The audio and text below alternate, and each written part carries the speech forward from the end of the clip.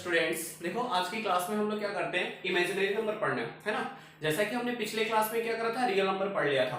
ठीक है, अभी बेसिक मैथमेटिक्स का पार्ट 2 हो रहा है ये। ठीक है, तो जो भी बच्चे पहली बार इस लेक्चर को देख रहे होंगे वो जरूर पहले पार्ट 1 देख लें, तब आप इस पार्ट को देखें। ठीक है, देखो इमेजिनरी नंबर में होता क्या है, इमेजिनरी नंबर एक ऐसा नंबर है जिसका स्क्वायर नेगेटिव होता है ना। अगर वैसे तो रियल नंबर में किसी भी नंबर का स्क्वायर नेगेटिव नहीं होता है ना, बट अगर किसी नंबर का स्क्वायर नेगेटिव हो गया तो वो क्या हो जाएगा, इमेजिनरी नंबर होगा। तो सबसे पहला डेफिनेशन इसका यही है कि if the number of a square is negative then the number is called imaginary number. ठीक है, जैसा कि देखते हैं यहाँ पे एक नंबर दिया हुआ है, मान लो एक्स स्क्वायर की वैल्यू -1 दे रखी है ना। एक्स स्क्वायर की वैल्यू कितनी दे रखी है, -1 दे रखी है। तो एक्स जरूर क्या नहीं होगा, रियल नहीं होगा, और एक्स होगा तो क्या होगा, वो नंबर इमेजिनरी होगा। ठीक है, तो क्या करते हैं, x की वैल्यू क्या हो जाएगी, plus minus under root of -1। Okay, अब देखते हैं अंडर रूट ऑफ -1 के बारे में। देखो ये नंबर इमेजिनरी नंबर है नहीं, क्योंकि इसका स्क्वायर कितना है, -1 है। ये सबसे फंडामेंटल इमेजिनरी नंबर है नहीं, यही से इमेजिनरी नंबर की शुरुआत हुई है। तो ये नंबर, अब ये नोटेशन भी देखो कितना बड़ा सा लग रहा है, तो इसको क्या किया गया, इसका एक शॉर्ट नोटेशन दे दिया गया जिसको हम आई बोलते हैं, जिसका नाम आयोटा है। क्या बोलते हैं, आयोटा है। ठीक है, यानी अंडर रूट ऑफ -1 को क्या बोलेंगे, आई बोलेंगे। आज से एक नया नोटेशन हमें मिल गया कि अगर किसी नंबर के रूट के अंदर नेगेटिव हो तो हम ऐसा कर सकते हैं कि देखो ये √2 आई लिखा हुआ है, और एक ऐसा नंबर है, इमेजिनरी नंबर है। ठीक है, सेम वैसे ही अगर आपको ऐसा मिल जाए अंडर रूट ऑफ -3, इसको क्या लिखेंगे, √3 आई लिखेंगे। ठीक है भाई, तो ये कैसा नंबर हो गया, इमेजिनरी नंबर हो गया। इसके बारे में और कुछ भी देखते हैं। देखो क्या करते हैं, यहां पे अंडर रूट ऑफ -1 की वैल्यू दे रखी है आई। अगर हम दोनों साइड स्क्वायर करते हैं तो हमें क्या मिलेगा, ये -1 हो गया और ये आई स्क्वायर हो गया। ठीक है, अब यहां से हमें एक बात समझ आती है कि अगर आई की वैल्यू अंडर रूट ऑफ -1 है, अगर मैं आई को स्क्वायर किया तो नेगेटिव आ गया, बट अगर मैं आई स्क्वायर को स्क्वायर करूंगा तो ये तो पॉजिटिव आ जाएगा। इसका मतलब ये है कि आई तो इमेजिनरी नंबर है, बट आई स्क्वायर कैसा नंबर है, आई स्क्वायर रियल नंबर है। ठीक है भाई, आई स्क्वायर कैसा नंबर होगा, आई स्क्वायर रियल नंबर हो जाएगा, है ना। फिर से क्या करते हैं, हम दोनों साइड आई का मल्टीप्लाई करेंगे। -1 इंटू आई कितना हो जाएगा, माइनस का आई हो जाएगा, और ये आई स्क्वायर इंटू आई कितना हो जाएगा, आई क्यूब हो जाएगा। फिर से हम क्या करते हैं, आई का दोनों साइड मल्टीप्लाई करते हैं, ये माइनस का आई स्क्वायर हो जाएगा और ये आई के पावर 4 हो जाएगा। जैसा कि हमें मालूम है आई स्क्वायर की वैल्यू -1 होती है, तो माइनस माइनस कितना हो जाएगा, +1 हो जाएगा। It means i to the power 4 की वैल्यू कितनी हो जाएगी, 1 हो जाएगी। ठीक है, ये चारों वैल्यू बहुत हमारे लिए इंपॉर्टेंट है, पहले आप इसे लिखो। ठीक है, देखो आई की वैल्यू कितनी है, अंडर रूट ऑफ -1 है, आई स्क्वायर कितना है, -1 है, आई क्यूब कितना है, -i है, आई के पावर 4 कितना है, 1 है। अगर मैं फिर से इसमें आई का मल्टीप्लाई करूं तो क्या मिलेगा, आई के पावर 5 आएगा, और आई के पावर 5 की वैल्यू कितनी हो जाएगी, आई हो जाएगी। अब इसमें आई से मल्टीप्लाई करूं तो ये आई के पावर 6 हो जाएगा और इसकी वैल्यू -1 आ जाएगा। अगर फिर से आई से मल्टीप्लाई करूं तो ये आई के पावर 7 हो जाएगा और ये माइनस का आई हो जाएगा। इसमें आई का मल्टीप्लाई करोगे ये आई के पावर 8 हो जाएगा और ये 1 हो जाएगा। नहीं, अगर अगेन इस चीज को रिपीट करें तो आई टू द पावर 9 और ये value i to the power 10 ये वैल्यू -1, ये i to the power 11 value -i, और i to the power 12 value कितना हो गया, 1 आ गया। नहीं, आप देखो जो वैल्यू आई का है वही आई के पावर 5 का है, वही आई के पावर 9 का है ना। यानी 4 का इंटरवल हो रहा है, 4 का गैप है। जो वैल्यू आई स्क्वायर का है वही वैल्यू आई के पावर 6 का है, वही वैल्यू आई के पावर 10 का है। जो वैल्यू आई के पावर 3 का है वही आई के पावर 7 का है, वही आई के पावर 11 का है। जो वैल्यू आई के पावर 4 है वही आई के पावर 8 है, वही आई के पावर 12 है। ठीक है, इसको देख के देखो, आई के पावर 4 की वैल्यू 1, आई के पावर 8 की वैल्यू 1, आई के पावर 12 की वैल्यू 1। अगला देखकर बता देगा, इस सीक्वेंस को देख के लग रहा है कि आई के पावर 16 की वैल्यू कितना हो जाएगा, 1 हो जाएगा। उसके आगे आई के पावर 20 कितना हो जाएगा, 1 हो जाएगा। आई के पावर 24 कितना हो जाएगा, 1 हो जाएगा। यानी इसको देख के हमें ये लग रहा है कि जितने भी नंबर हैं ये तो 4 के मल्टीपल है। इट मींस जो भी नंबर 4 के मल्टीपल होगा उसकी वैल्यू कितनी हो जाएगी, 1 हो जाएगी। हम यहां से ये कर लेंगे कि आई के पावर 4n की वैल्यू कितना हो जाएगा, 1 हो जाएगा। आई टू द पावर 4n कितना हो जाएगा, 1 हो जाएगा, है ना। लेकिन अगर मैं आई टू द पावर 4n + 1 करूं, यानी 4 के मल्टीपल से 1 ज्यादा हो जाए, नहीं अगर वैल्यू ये आ जाएगा तो ये वैल्यू किसके बराबर हो जाएगा, i के बराबर। जैसे देखो i के पावर 1, i के पावर 5, i के पावर 9। 5 में करेंगे तो 4 into 1 plus 1, 9 में करेंगे तो 4 into 2 plus 1। ठीक है, वैसे ही i to the power 4n plus 2 कितना हो जाएगा, माइनस का सॉरी माइनस 1 हो जाएगा। नहीं, जैसे देखो i स्क्वायर माइनस 1, i के पावर 6 माइनस 1, i के पावर 10 माइनस 1। ठीक है, same i to the power 4n plus 3 की वैल्यू कितनी हो जाएगी, ये वैल्यू माइनस i के बराबर हो जाएगा। ठीक है भाई, आया समझ में। तो ये आपके लिए एक इंपॉर्टेंट फॉर्मूले की तरह है, आप इसे याद कर लो। कोई भी 4 का मल्टीपल y 1 होगा, 4n plus 1 कितना होगा, i होगा, 4n plus 2 कितना होगा, माइनस 1 होगा, और 4n plus 3 कितना होगा, माइनस i होगा। ठीक है, एक और तरीका है, थोड़ा सा और इसे आसान करते हैं। अगर मान लो कोई नंबर ऐसा दिया हुआ है, i के पावर n दिया हुआ है, i के पावर n दिया हुआ है, आपसे कोई पूछ रहा है कि इसकी वैल्यू बताओ, तो हमें ये तो मालूम चल गया i के पावर n की वैल्यू या तो i होगा, या तो -1 होगा, या तो -i होगा, या तो 1 होगा। इन्हीं चार वैल्यू में से कोई एक वैल्यू आएगी। ठीक है, तो उसके लिए पहले हमें क्या करना पड़ेगा, इसको सिंप्लीफाई करना पड़ेगा। तो करते क्या है कि देखो इस n को 4 से डिवाइड कर देते हैं। n को किससे डिवाइड करेंगे, 4 से डिवाइड करते हैं, है ना। इसके कोसेंट पे ना ध्यान देते हुए हम रिमाइंडर पे ध्यान देते हैं। अगर मैं 4 से डिवाइड करूंगा तो इसका रिमाइंडर क्या क्या बच सकता है, सोचो। रिमाइंडर या तो 0 आएगा, या तो 1 आएगा, या तो 2 आएगा, या तो 3 आएगा। इसके अलावा और कुछ नहीं आ सकता। अगर रिमाइंडर 0 आएगा तो i to the power n की वैल्यू 1 हो जाएगी। अगर रिमाइंडर 1 आएगा तो i to the power n की वैल्यू i हो जाएगा। अगर रिमाइंडर 2 आएगा तो i to the power n की वैल्यू -1, और अगर रिमाइंडर 3 आ गया तो इसकी वैल्यू -i। सबसे आसान तरीका है ना, ये एकदम से अपना देसी तरीका है, आप कर सकते हो आसानी से। ठीक है, जैसे आपसे किसी ने पूछ लिया i के पावर 73 की वैल्यू बताओ, आप तुरंत क्या करोगे, 73 को 4 से डिवाइड करोगे, है ना, डिवीजन हमें आता है। और आपको मालूम है 18 4 72, रिमाइंडर कितना आ गया, 1 आ गया, तो हमारा कौन सा रिमाइंडर, ये i वैल्यू हो जाएगी। यानी i टू द पावर 73 को आप क्या लिख लोगे, i लिख लोगे। ठीक है, वैसे ही किसी ने बोला i की पावर 86 की वैल्यू बताओ, ये क्या होगा, फिर से आपने क्या किया, 4 से डिवाइड कर दिया 86 को, है ना। हमें मालूम है 22 4 88, सॉरी 21 4 84, रिमाइंडर कितना आ गया, 2 आ गया। रिमाइंडर 2 यहां पे देखते हैं, अच्छा ये -1 के बराबर हो गया। ठीक है, तो आप इसकी वैल्यू कितना लिख दोगे, -1 लिख दोगे। सबसे आसान तरीका है, आप पावर को 4 से डिवाइड करोगे, रिमाइंडर या तो 0 आएगा, 1 आएगा, 2 आएगा, 3 आएगा। जो आएगा 0 आएगा, आंसर 1 होगा, 1 आएगा i होगा, 2 होगा -1 होगा, 3 आएगा -i हो जाएगा। ठीक है, और इस तरह से आप i to the power n को सिंप्लीफाई कर सकते हो। ठीक है भाई, लिखो इसे। चलो एक छोटा सा क्वेश्चन करते हैं। ठीक है, लिखो find the value of i to the power 120, i to the power 121, i to the power 122 and i to the power 123, है ना। क्वेश्चन करते हैं, देखो छोटा सा क्वेश्चन है, आप पहले देख लो, कर लो। ठीक है, वीडियो पॉज करके आप कर लो। अब देखो करते क्या है, 4 से डिवाइड करेंगे इसे। ठीक है, रिमाइंडर कितना आएगा, 0 आएगा, और जैसे ही रिमाइंडर 0 आएगा हमें मालूम है वैल्यू कितनी हो जाएगी, i। इसको डिवाइड करेंगे, रिमाइंडर 1 आएगा, और सॉरी रिमाइंडर 0 आएगा और वैल्यू 1 हो जाएगा। ठीक है, यहां पे रिमाइंडर 1 आएगा और वैल्यू कितना हो जाएगा, i। यहां पे रिमाइंडर 2 आएगा और वैल्यू कितना हो जाएगा, -1। यहां पे रिमाइंडर 3 आएगा और वैल्यू कितना हो जाएगा, -i। ठीक है, तो ये -i प्लस i से कैंसिल, और ये -1 प्लस 1 से कैंसिल, यानी आंसर कितना हो जाएगा, 0। हम ध्यान से देखते हैं, ये चारों जो नेचुरल नंबर है कंसेक्यूटिव है, 120, 121, 122, 123। तो क्या ये जब भी हम चार नेचुरल नंबर लगातार लेंगे, क्या यही बात होगा, हाँ, हर टाइम हमारा आंसर 0 ही होगा। ठीक है, तो यहां से हम एक फॉर्मूला बना सकते हैं कि i to the power n plus i to the power n plus 1, i to the power n plus 2 and i to the power n plus 3, इसकी वैल्यू हमेशा 0 होना चाहिए, जबकि n क्या होगा, नेचुरल नंबर होगा। n belongs to natural number. ठीक है, n की वैल्यू क्या होना चाहिए, नेचुरल नंबर होना चाहिए। ठीक है भाई, तो ये हो गया, आप इसे नोट कर लो। ठीक है, मिटाता हूं मैं।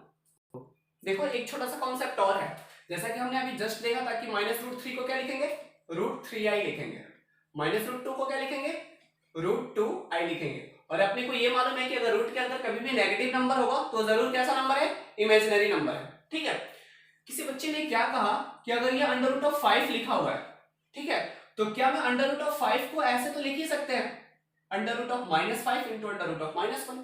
ठीक है, अगर ये ऐसा लिखा हुआ है तो हम इसे ऐसे भी कर सकते हैं, under root of -5 into under root of -1।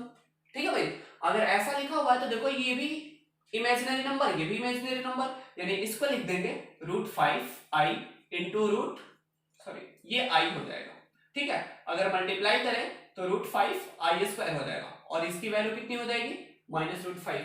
ये क्या हुआ भाई, ये तो चमत्कार हो गया नहीं, √5 को -√5 के बराबर कर दिया, ये प्रूफ हो गया। क्या ऐसा होगा क्या कोई नंबर √5 -√5 के बराबर हो जाए, कोई पॉजिटिव नंबर किसी नेगेटिव नंबर के बराबर हो जाए, ये पॉसिबल है? ऐसा संभव नहीं है। तो ये क्या हो गया, ये गलत हो गया, ऐसा नहीं हो सकता है। ठीक है, इसका कहने का मतलब ये है कि अगर कोई नंबर ऐसा है √AB, अगर आप इसे √A इंटू √B लिख रहे हो तो उसमें से कम कोई एक नंबर ऐसा होना चाहिए जो कि नॉन नेगेटिव हो।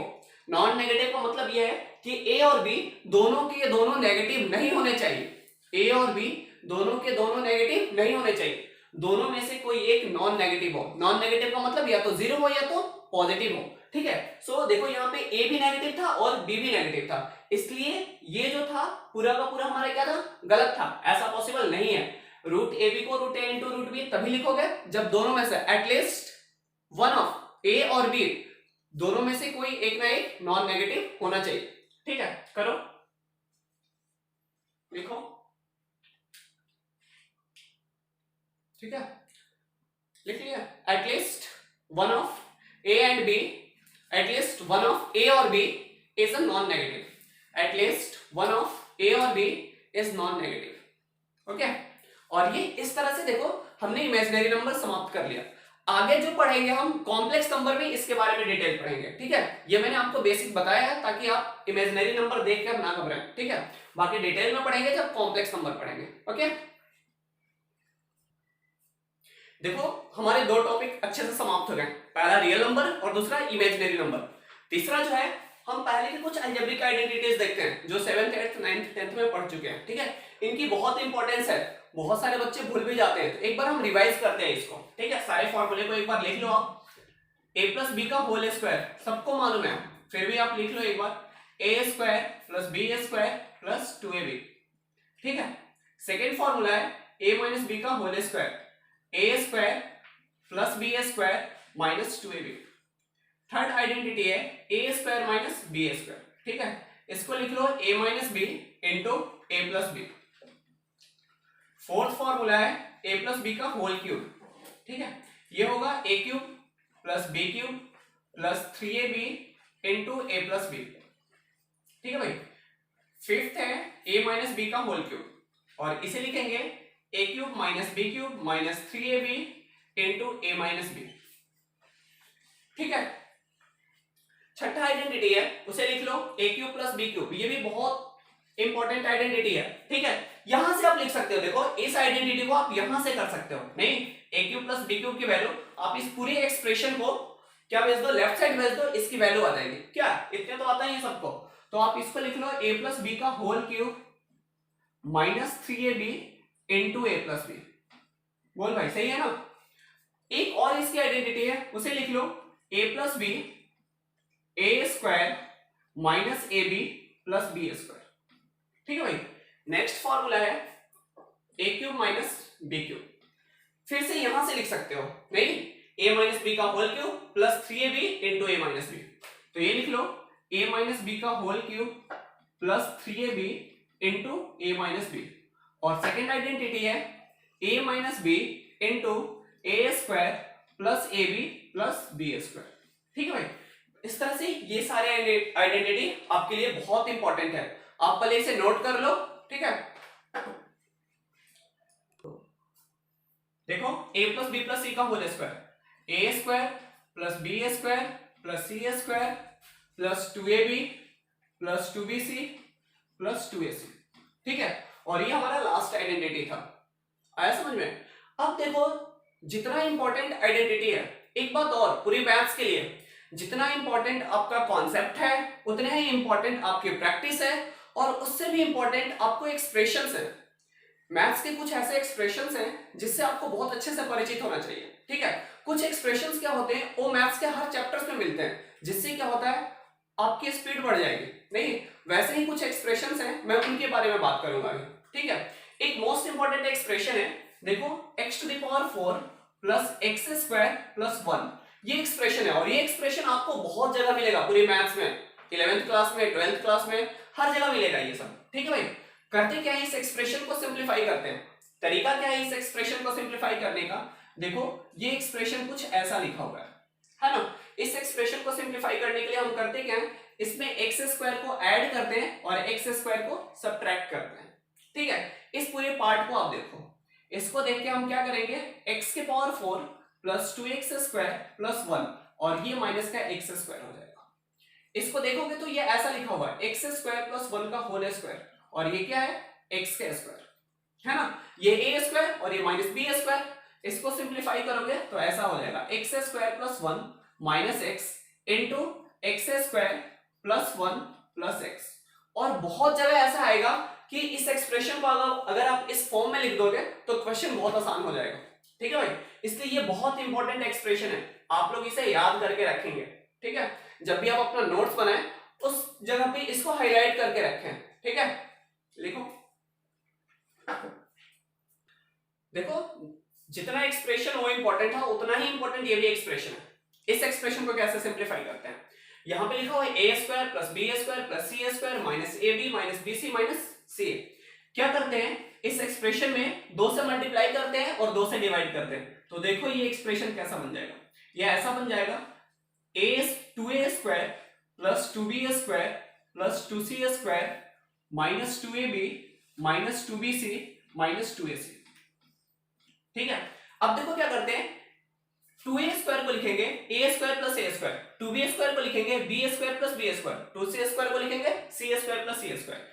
करते क्या है, इसमें से a स्क्वायर और इसमें से एक b स्क्वायर ले लेते हैं, a स्क्वायर इसमें से एक b स्क्वायर और वहां से माइनस 2ab ले लेते हैं, बोलो सही है।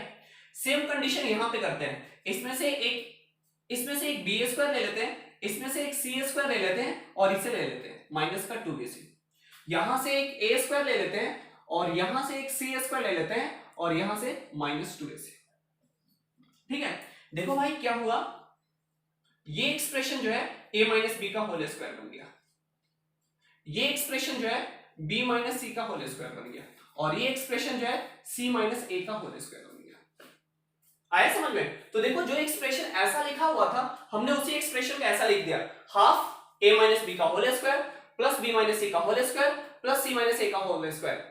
इसका फायदा क्या हुआ, पहली बात a माइनस बी का होल स्क्वायर जो है एक नॉन नेगेटिव नंबर है, b माइनस सी का होल स्क्वायर ये भी एक नॉन नेगेटिव नंबर है, c माइनस a का होल स्क्वायर ये भी एक नॉन नेगेटिव नंबर है। इसका मतलब ये पूरा का पूरा जो एक्सप्रेशन है, ध्यान से देखें, ये पूरा का पूरा जो एक्सप्रेशन है वो नॉन नेगेटिव होगा। कैसा होगा, नॉन नेगेटिव होगा, यानी या तो पॉजिटिव होगा या जीरो होगा, यही इसकी इंपॉर्टेंस है, ठीक है भाई। तो आप इस एक्सप्रेशन को भी इंपॉर्टेंट मार्क करके रखोगे, अपने नोट्स में इसे हाईलाइट करोगे, और ये बहुत इंपॉर्टेंट है, ठीक है, बहुत जगहों पे इसकी जरूरत पड़ेगी। लिखो इसे। एक फॉर्मूला और छूट गया है, एक आइडेंटिटी और रह गया, उसके बारे में भी डिस्कस कर लेते हैं, बहुत इंपॉर्टेंट है, मुझे पहले याद नहीं रहा तो आप उसे भी देख लोगे। वो आइडेंटिटी कौन सी है, आप लोग परिचित होंगे 9th क्लास से, a cube plus b cube plus c cube minus 3ab।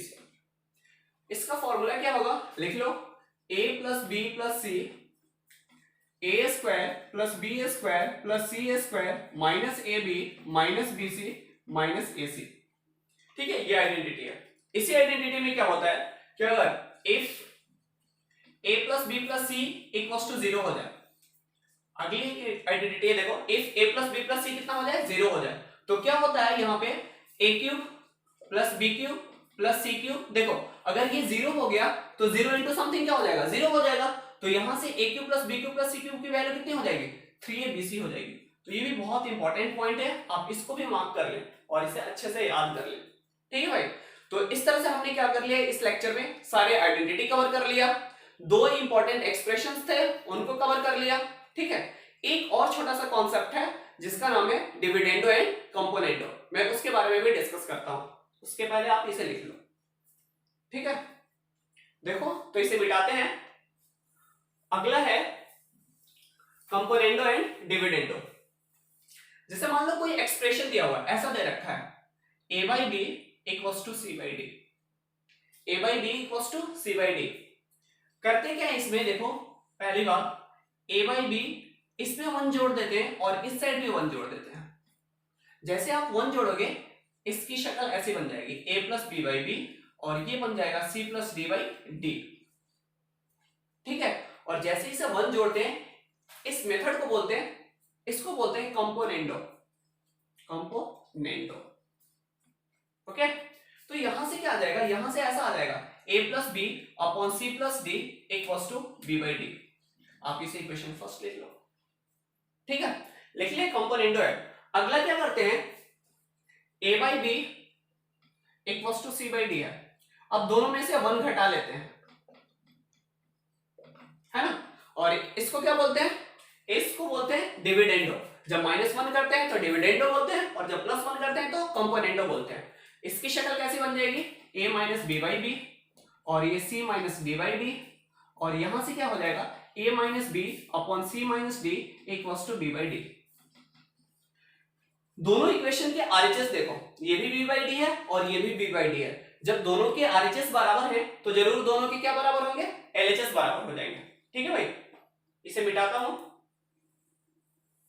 और ये ऐसा हो जाएगा a plus b upon c plus d equals to a minus b upon c minus d, ठीक है।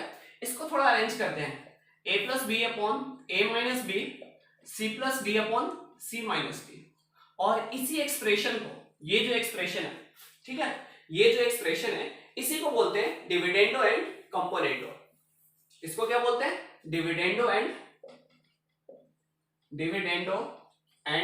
कंपोनेंडो, कंपोनेंडो, है ना, या कंपोनेंडो एंड डिविडेंडो, ठीक है। तो इसका कहने का मतलब ये है कि अगर आपको कोई एक्सप्रेशन ऐसा दिया हुआ है कि a by b equals to c by d, तो आप बिना किसी से पूछे, अगर इसकी जरूरत है तो आप ऐसा लिख सकते हो, है ना, a plus b upon a minus b equals to c plus d upon c minus d, ठीक है। और ये जब इसके बराबर लिख दोगे, इसके लिखने के मेथड को ही बोलते हैं कंपोनेंडो एंड डिविडेंडो, ठीक है। और बहुत सारे ट्रिग्नोमेट्री के ऐसे क्वेश्चन है जो इसके थ्रू बहुत इजी हो जाते हैं, ठीक है भाई। तो इस तरह से हमारा आज का लेक्चर कंप्लीट हो गया, ठीक है। जो भी लोग देख रहे हैं आप अपने जूनियर्स को, जो सीनियर बच्चे देख रहे हैं वो अपने जूनियर्स को इसमें भेजें, जो कोई पेरेंट्स देख रहे हैं वो अपने बच्चों को दिखाएं, ठीक है। बाकी नेक्स्ट क्लास में हम क्या करेंगे, आगे के चैप्टर्स, आगे के पार्ट पढ़ेंगे, ओके।